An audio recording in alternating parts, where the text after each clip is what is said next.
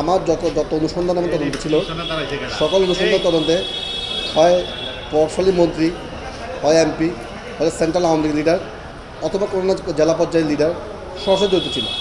আরও ছিল কারা, যারা সরাসরি সরকারি মদতপুষ্ট আমলা, তারা আমার নথিতে সরাসরি জড়িত ছিল।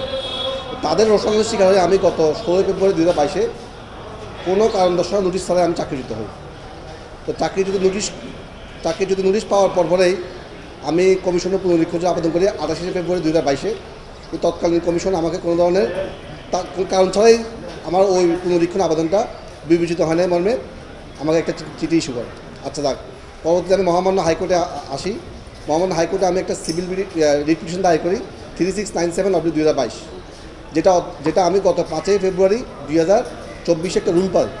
রুলটা হয়েছে আমার চাকরিচ্যুত আদেশটা কেন অবৈধ ঘোষণা করা হবে না এবং আমাকে চাকরিতে সিনিয়রিটি সহ কেন প্রাপ্য প্রদান করা হবে না, এই আমি রুল পাই। কমিশন সেই রুলের এগেইনস্টে আপিল করে।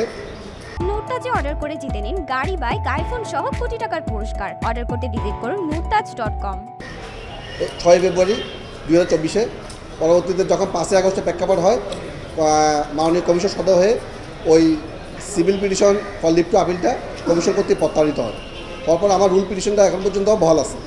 তো আমি এই রুল পিটিশনটা হিয়ারিংয়ের জন্য প্রতি সপ্তাহে আমি হাইকোর্টে আসি। হাইকোর্টে বিভিন্ন দায়ের করছি, কিন্তু আমার ভাগ্য খারাপ যে আল্লাহ হয়তো আমাকে বেটে বলে মিলে দেয়, যার কারণে শুনানি হচ্ছে না।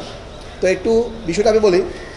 আমাকে যে বিধিতে অপসারণ করা হয়েছে, দুর্নীতি দমন কমিশন চাকরি বিধিমালা 2008-54 বিধি, এই বিধিতে 90 দিনের কারণ দর্শানোর নোটিশ ব্যক্তি থেকে চাকরিচ্যুত করা যায়, এটা আমাদের একটা বিধিতে বলা আছে।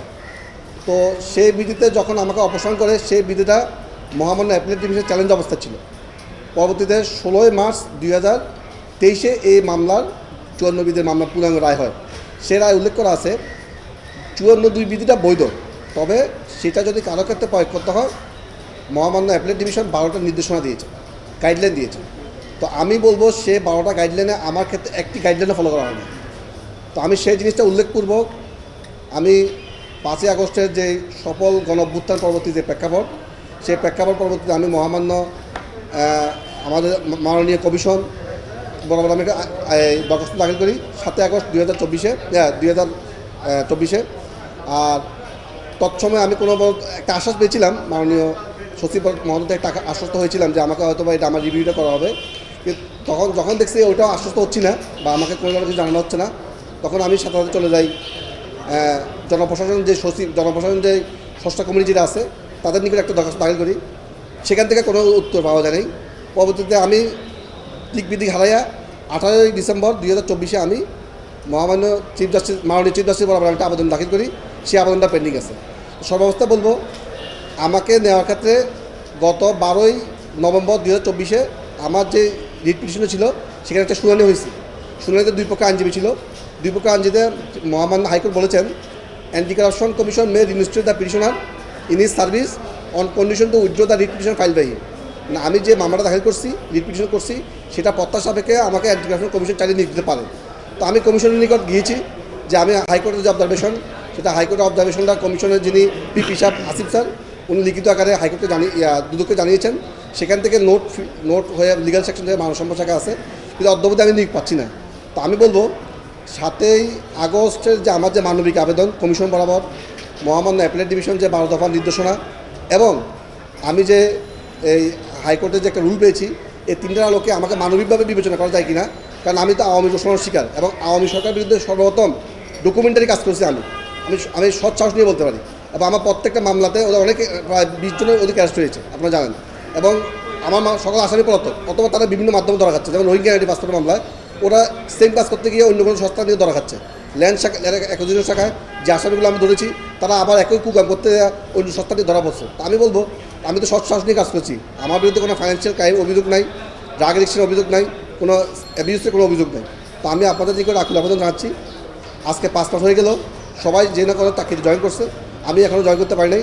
দ্বারা ঘুরছি, হয় ঢাকা, চট্টগ্রাম, সচিবালয়, হাইকোর্ট, দুদক বিভিন্ন যাচ্ছি। আমার 2টা বাচ্চা আছে, আমার একটা বেসরকারি চাকরি করতে হয় আমার এখানে। তো আমাকে যে মানবিক দৃষ্টিতে যে কমিশন সদস্য হয়, আমাকে তারা পুনর্বহাল করুক। আমি কমিশনের কাজ ইনশাল্লাহ আগ্রহী কাজ করব। প্রথমত আমি চাচ্ছি যে মানবিক বিবেচনা, কারণ আমাকে মহামান্য হাইকোর্টে একটা অবজারভেশন বলে দিয়েছে, নির্দেশনা বলে দিয়েছে যে কমিশন চাইলে আমাকে পুনর্বার করতে পারে, তো বল এখন কমিশনের কোর্টে, কমিশন চাইলে আমাকে পুনর্বার করতে পারে।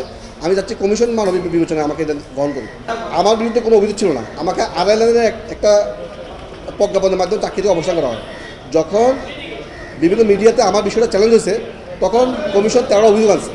এটা টার্মিনেশন সিম্পলিসিটার, আমাকে আত্মপ্রকাশ সমর্থন সুযোগ না দিয়ে আমি অবসরের পরে আমার অবসরটা বৈধতা দেওয়ার জন্য ওই অভিযোগ আনাই রাখতে পারে না টার্মিনেশন সিম্পলিসিটার। এটা মহামান্য অ্যাপিলেট ডিভিশন বলে দিয়েছে যে কাউকে যদি অবসর করতে হয়, কারোর বিরুদ্ধে অভিযোগ আনতে হয়, তাকে জানাতে হবে। আমাকে জানানো হয়নি আমার বিরুদ্ধে কোনো অভিযোগ আছে কিনা। পরবর্তী আমি শুনতে পারলাম যে আমার 37টা বাড়ি, আমার এই করছি সে করছি। যাক, সেটা আমি কিন্তু বিষয়, আমার বিরুদ্ধে কোনো অভিযোগ ছিল না আমার অপারেশন আদর্শে। তো আমি মনে করি এই কমিশন কর্তৃক যে লিফটটা আমি প্রত্যাহার করা হয়েছে, কমিশনের কোনো আমার বিরুদ্ধে কোনো অভিযোগ নেই। কমিশন চাইলে আমাকে পুনর্বার করতে পারে মানবিক বিবেচনা।